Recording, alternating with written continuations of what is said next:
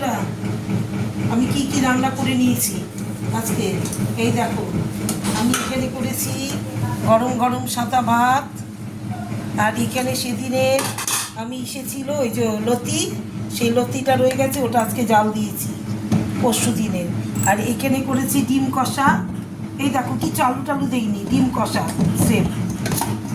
আর এখানে করে নিচ্ছি আমরা আর টমেটো দিয়ে টক ডাল, এই দেখো আমরা টমেটো দিয়ে টক ডাল।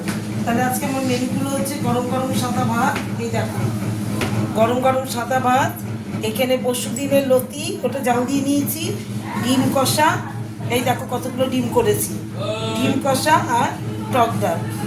তাহলে আজকে আমার মেনুগুলো কেমন হলো একটু আমাকে বলো, কমেন্ট করে জানিও আজকে আমার মেনুগুলো কেমন হলো। আমাকে একটু লাইক করো, কমেন্ট করো, শেয়ার করো। শুভ টাটা।